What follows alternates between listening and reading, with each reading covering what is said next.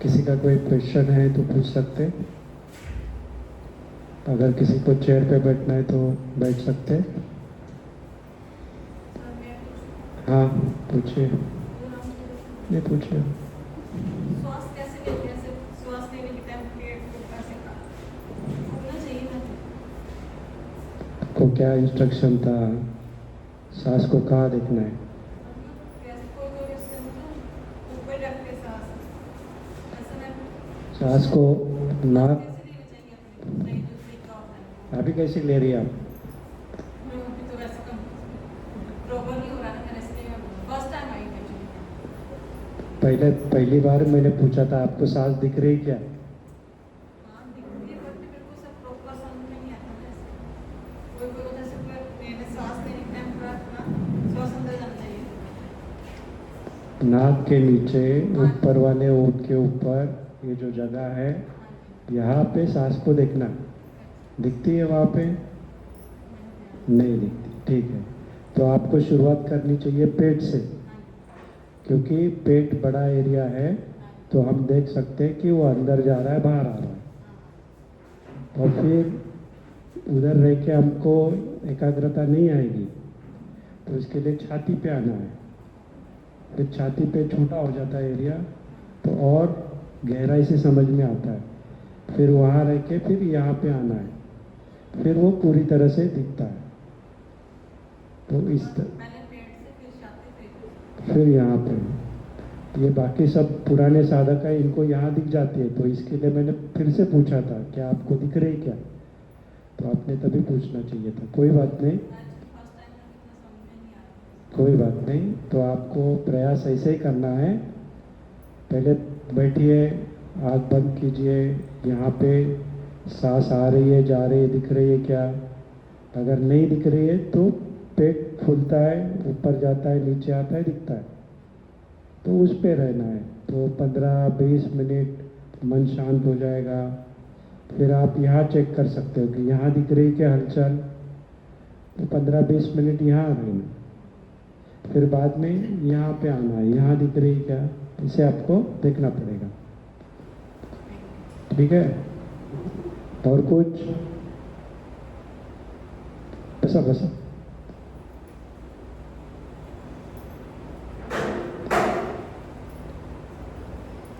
तो ये सब हम क्यों कर रहे हैं?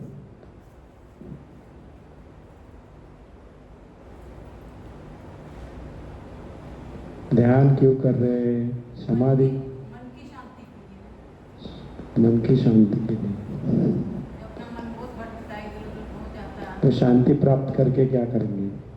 भगवान को भगवान को क्या? भगवान को देखना है जिसने हमको बनाया है, उसको समझना है कि किस लिए बनाया हमको, यहाँ किस लिए भेजा है।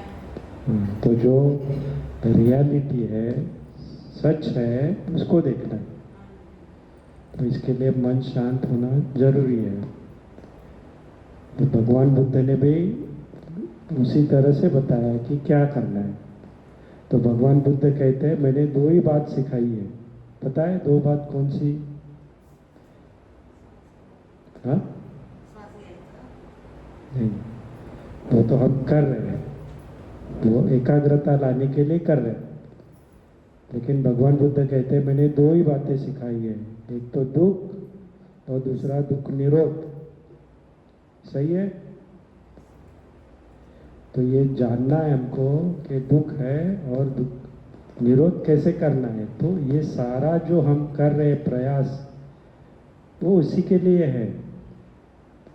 तो भगवान बुद्ध एकदम टू द पॉइंट बताते हैं कि इतना ही करना है। तो एक सूत्र में कहते हैं मैंने बहुत सारा चीज़ मेरे समझ में आया है, लेकिन मैंने आपको सिर्फ इतना ही बताया है। तो उसके लिए वो उपमा देते हैं कि वो मुट्ठी भर के पत्ते उठाते हैं, भिक्खु को पूछते हैं कि ये ज़्यादा है कि जंगल में सारे पेड़ है उसके ऊपर पत्ते ज़्यादा है? तो भिक्खु कहते हैं इतना जो हाथ में है ये कम है, और जो जंगल में पत्ते हैं वो बहुत है।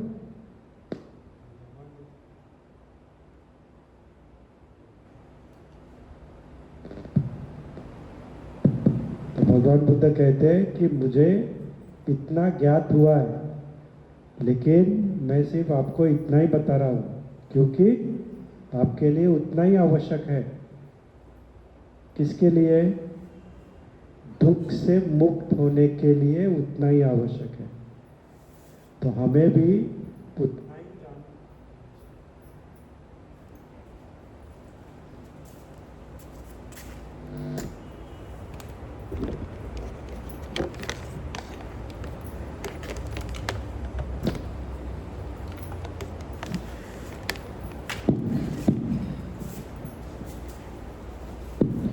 तो हमें भी, आ रही है ना आवाज पीछे?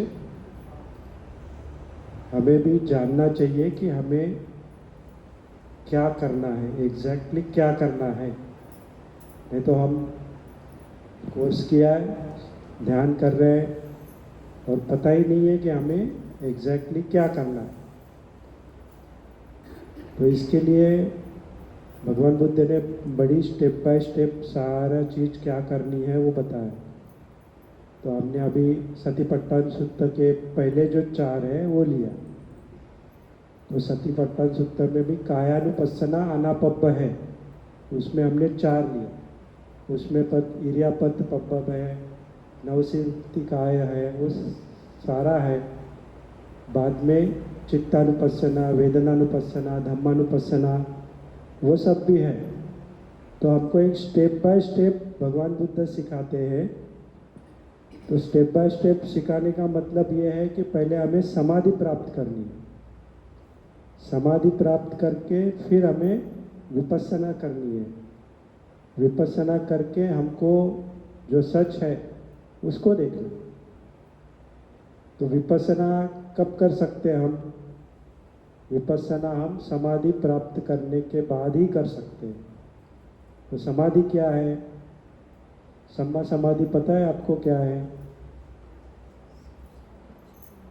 सम्मा समाधि मतलब 4 ध्यान।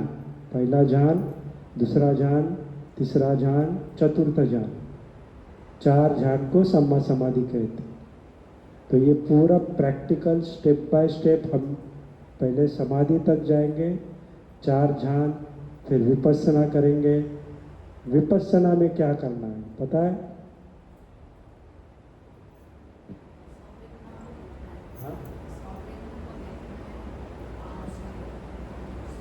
वो तो एक जो जो एक अलग अलग ट्रेडिशन है उसमें वो संवेदना बताते हैं। जो सूत्र में भगवान बुद्ध की टीचिंग्स में बताते हैं, विपස්සना मतलब सही तरह से, पස්සना मतलब देखना, जो जैसा है उसको वैसे ही देखना, इसको विपස්සना कहते हैं। तो सिर्फ ऊपर से नीचे, ये तो एक हम संवेदना देख रहे हैं, उससे एक लेवल तक हमें ज्ञान प्राप्त होता है, ज्ञान प्राप्त होता है। लेकिन यही सारी चीज़ें हमें काया में, चित्त में, वेदना में और धम्म में, सारी जगह पे यही करना है। तो ये बिगिनिंग में ठीक है, लेकिन आगे जाके अगर हमें मग्ग प्राप्त करना है, फल प्राप्त करना है, तो ये सारी चीज़ें करनी होगी। तो प्रैक्टिकली भगवान बुद्ध बताते हैं कि इसको कैसा करना है। तो आप सभी को पता है, परियत्ति, पटिपत्ति और पटिवेदन, पता है ना? तो परियत्ति मतलब कि जानना, ये सूत्र से पढ़ के हम जानते हैं। पटिपत्ति मतलब उसको समझने की कोशिश करना, तो उसको प्रैक्टिकल में, जो ऐसा हम अभी कर रहे हैं वो प्रैक्टिकल कर रहे हैं। और पटिवेदन मतलब पूरी तरह से जानना। वो पूरी तरह से जानना कब होगा? वो होता है विपස්සना में, जब हमारा मन एकदम एकाग्र होगा, शांत होगा, तब हम उसको पूरी तरह से समझ पाएंगे। तो क्या विषय है, किसको समझना है? तो भगवान बुद्ध जैसे कहते हैं, 2 ही, एक दुख और दुख निरोध। तो इसको कैसे जानना है? तो आर्य सत्य, पहले आर्य सत्य को जानना है। पहला आर्य सत्य क्या है? दुख। दूसरा दुख समुदय, दुख का कारण। तीसरा दुख निरोध, वो किस तरह से निरोध होता है दुख। और चौथा दुख निवारण पटिपदा, क्या है, आर्य अष्टांगिक मार्ग। तो ये 4 है और ये इनको ये 3 बार परियति, पटिपत्ति, पटिवेदन, हर एक को 3 बार करना है। तो 4 या 12, तो 12 बार हमको ये करना है। इसको बोलते हैं द्वादशाकार। 12 बार हमें ये करना है। कैसे करना है, तो एक उदाहरण लेते हैं। जैसे दुख, परियति आपको पता है दुख क्या है, दुख का डेफिनेशन भूल गए या पता नहीं। तो भगवान बुद्ध व्याख्या देते हैं दुख की। जाति भी दुखा, जरा भी दुखा, व्याधि भी दुखा, मरणं भी दुखा, पिये ही विपयोगो दुखा, अपिये ही संपयोगो दुखा, यम्पि इच्छम न लप्ति तम्पि दुखा। तो ये हो गया दुख, ये परियति हो गई। पटिपत्ति, तो ये आपको देखना है कि ये दुख है क्या। जाति दुख है, आपने देखा है। जरा दुख है, व्याधि दुख है। ये हम अभी जब बैठे काफ़ी देर बैठे तो पैर दर्द हो रहा है। अभी हम कभी किसी को मिलने जाते हैं जो बीमार है, उसको देख के हमारे समझ में आता है, जो आजू बाजू में हम महसूस करते हैं, तो उससे हमारे एक समझ आती है, लेकिन पूरे तरह से समझ नहीं आती। पटिवेदन तभी होगा जब हम विपස්සना करेंगे, तब जाके हमें समझ में आ गया, अरे हाँ ये दुख है। अभी समझो हम जरा को देते हैं, जरा एक विषय लेंगे तो देखते हैं कि आदमी बूढ़ा हो जाता है, हम भी बूढ़े हो रहे हैं। लेकिन हमारी, अगर हम धम्म में नहीं आते तो हमारी सोच क्या होती है, ये तो ऐसे ही होता है, आदमी पैदा होता है, जवान होता है, फिर बूढ़ा होता है, फिर मर जाता है, इसमें क्या है।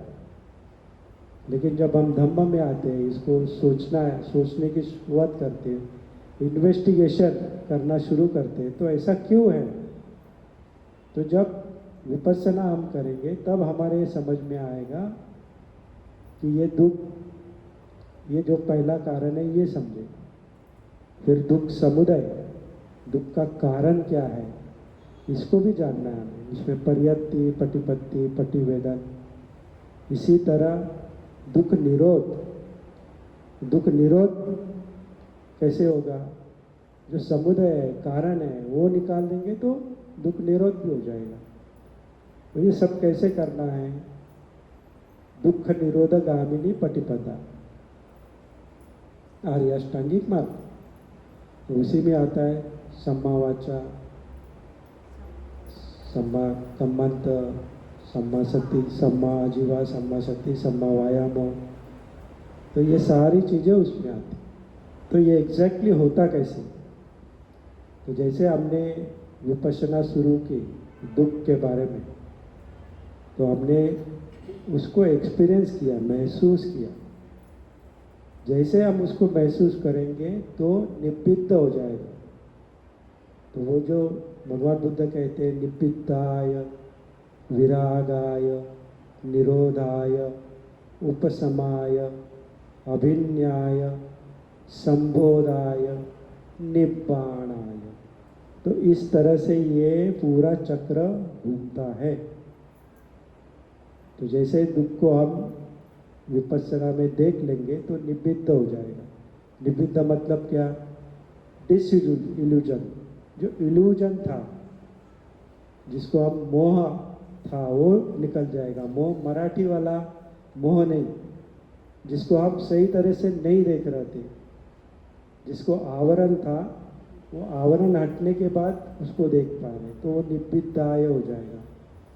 निब्बिद्धाय होने के बाद विराग हो जाएगा। विराग मतलब पहले उसके प्रति हम आसक्त होते थे, तो हमने देखा उसकी जो सही जो उसकी परिस्थिति है, जो हम समझ रहे थे उससे विपरीत है, जो उसका हम सही नेचर जान है, तो अपने आप ही उसके प्रति जो आसक्ति होती है, राग होती है, वो निकल जाता है। फिर निरोध हो जाता है। निरोध मतलब क्या? जो हमने देखा कि जिसमें इल्यूजन था वो निकल गया, फिर उसमें विराग हो गया, फिर वो अपने आप निरोध हो जाएगा। निरोध मतलब फिर से वापस नहीं आएगा, वो खत्म हो जाएगा। वो जैसे ही खत्म हो जाएगा उपसमाय हो जाएगा। उपसमाय मतलब शांत हो जाएगा। तो हमारे मन में, दिल में, काया में जो अस्वस्थता है, कुछ तो चाहिए करके या कुछ नहीं चाहिए करके, तो ये होती है क्योंकि इल्यूजन है करके, मोह है करके।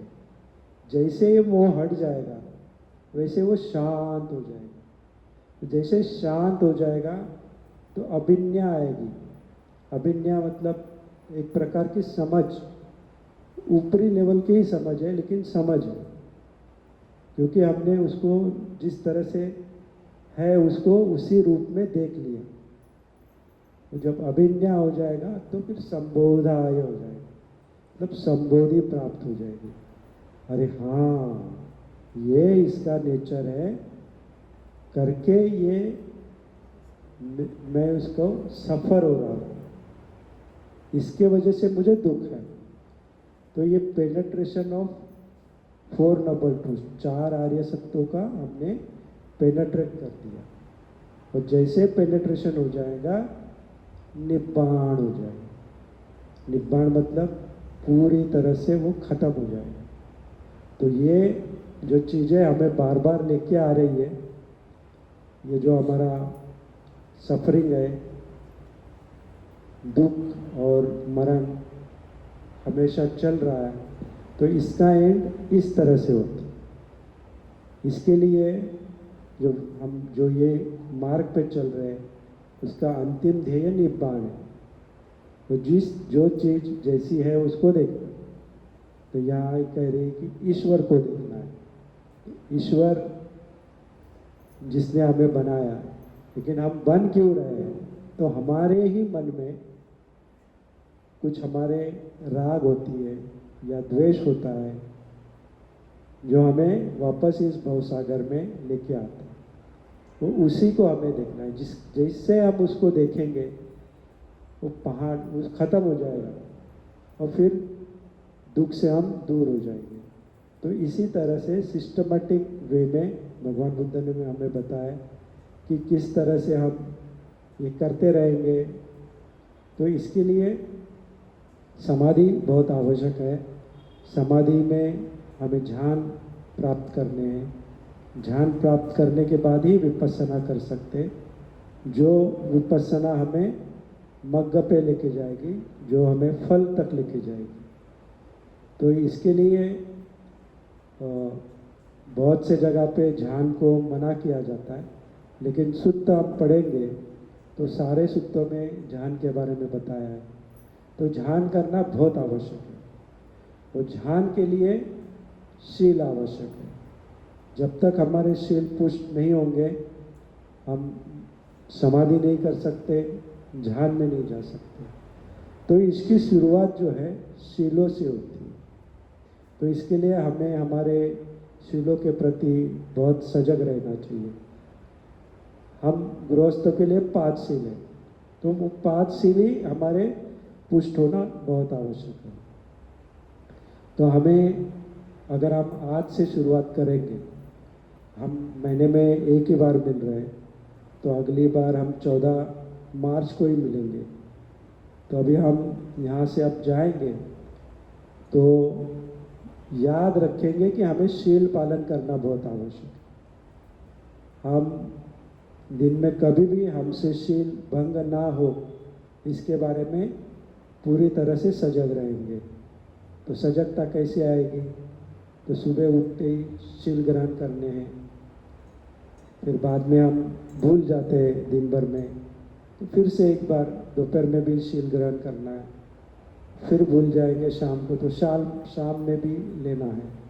तो ऐसे हमें याद रखना है कि हमसे शील भंग नहीं होना चाहिए। अगर हम शील हमारे पुष्ट हो जाएंगे तो जैसे हमने बताया कि किस तरह से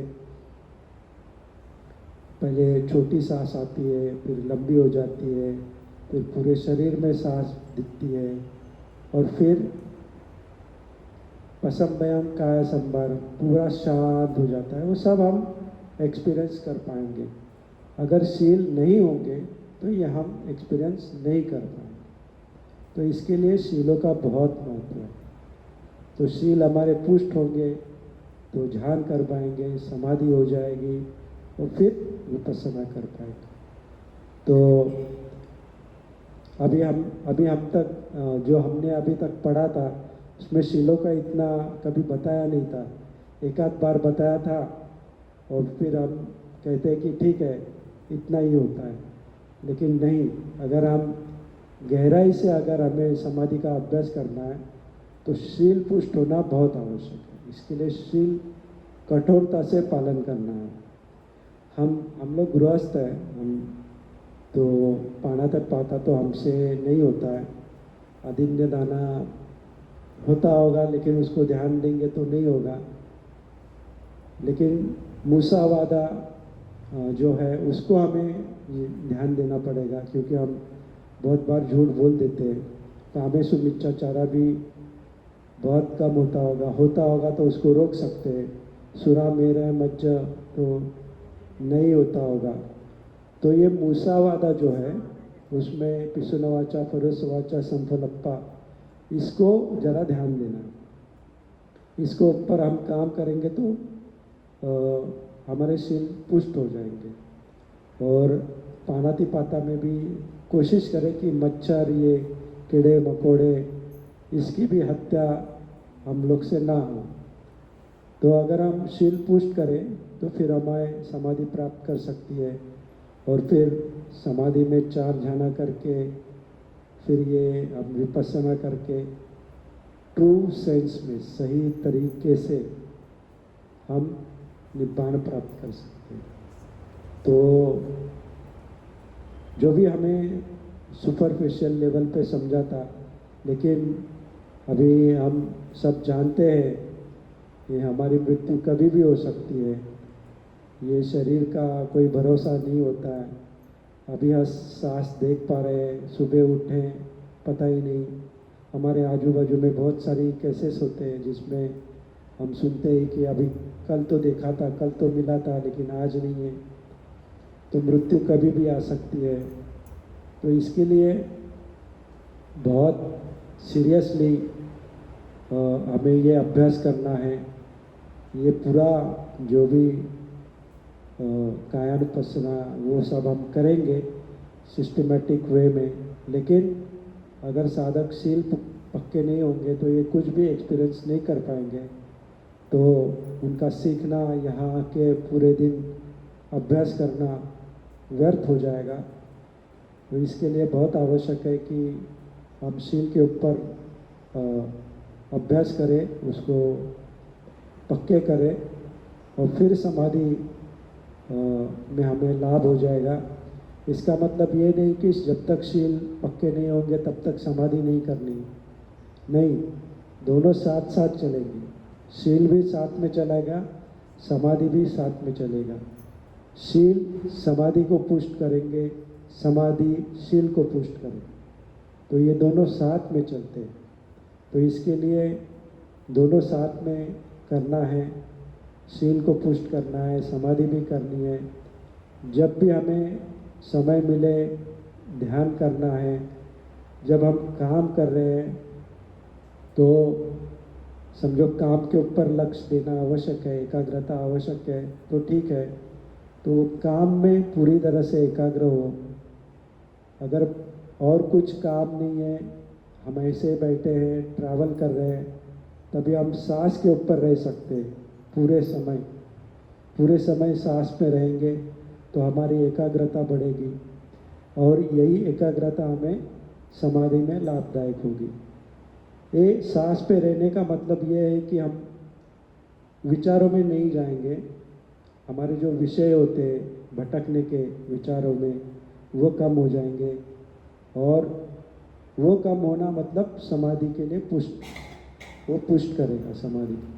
तो ये सारी चीज़ें एक दूसरे से जुड़ी है, तो ये सब करना बहुत आवश्यक है। जैसे हम ये सब करते रहेंगे हमें समाधि में अनुभव आना शुरू हो जाएगा, और जैसे समाधि में अनुभव आना शुरू हो जाएगा आपको बहुत हल्का महसूस होगा, अच्छा महसूस होगा। अभी सब ये सुपरफिशियल लेवल पे हम इतना कर रहे हैं तो भी अच्छा लग रहा है। अगर हम डीप में जाएंगे, गहराई से अभ्यास करेंगे, गहराई से शील पालन करेंगे, गहराई से समाधि होगी तो और अच्छा लगेगा। तो ये सब बहुत आवश्यक है। इस तरह से इस राह पे चलना, जो भी हमें धम्म मिला है बहुत अच्छा है, लेकिन हमें जितनी समझ थी उतना ही हम कर रहे थे। अभी हमें हमारी समझ और हमें गहरी करनी चाहिए, हमें और समझना चाहिए धम्म को। इसके लिए दिन में एक टॉक तो सुनना चाहिए, धम्म को समझना चाहिए और फिर उसका चिंतन करना चाहिए। तो ये सब चीज़ें आवश्यक होती है ये आगे बढ़ने के लिए। तो हमें आगे बढ़ना है, प्रयास करते रहने हैं, प्रमाद में नहीं रहना है कि आज नहीं कल करेंगे, कल नहीं परसों करेंगे। हमारे पास बहुत कम समय है, जो भी समय है उसका पूरा फ़ायदा उठाना है। जिस तरह से हम एक दिन आए पूरा ध्यान किया, उसी तरह बाकी समय भी, जब भी समय है, छुट्टी है, तभी भी पूरे समय ध्यान में रहना है, ध्यान करते रहना है। ये बहुत आवश्यक है, बहुत फ्रूटफुल है।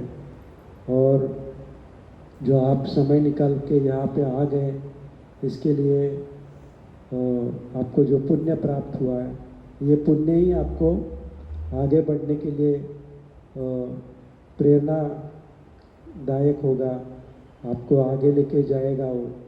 ऐसी शुभकामना करके मैं आज का जो छोटी सी धम्मा है वो यहीं पे समाप्त करता है।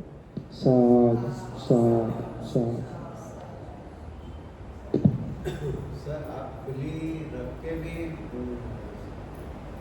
हाँ कर सकते हैं। हाँ, आँख खुले करके भी ध्यान कर सकते हैं, उसमें कोई प्रॉब्लम नहीं है। भगवान बुद्ध ने कहीं भी नहीं कहा कि आँख बंद करनी है। लेकिन आपने भी अभी तक नहीं बताया कि आप खुली करके भी ध्यान कर सकते हैं। आप पहली बार सुन नहीं, वही है, जैसे हम गहराई में जाएंगे वैसे हमें समझ में आता है कि सिर्फ ऐसा ही नहीं है, ऐसे भी ध्यान किया जा सकता है। तो अगर हम सतिपट्टन सूत्र पढ़े तो सब बता दे कि पीठ को सीधा रखो, गर्दन सीधी रखो, लेकिन कभी नहीं कहते कि आँख बंद करो। लेकिन चित्त को एक जगह पे स्थापित करो। स्थापित करना मतलब क्या है कि अभी हमें सांस ही ऐसी एक चीज़ है जो मिलती है, तो सांस को देखो।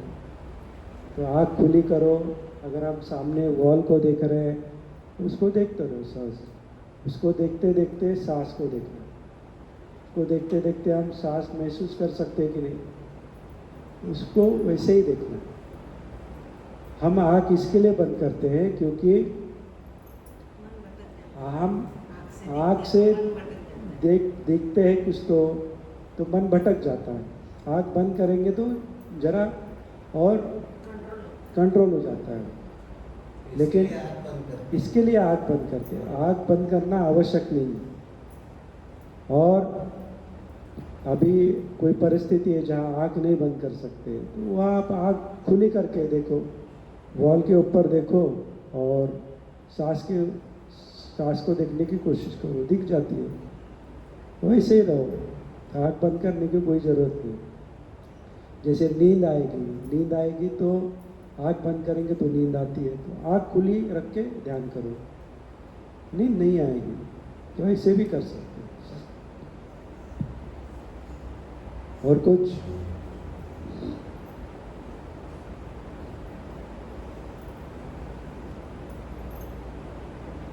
ठीक है, तो आज का शिविर यहीं पे समाप्त होता है। हम धम्मपालन गाथा लेंगे।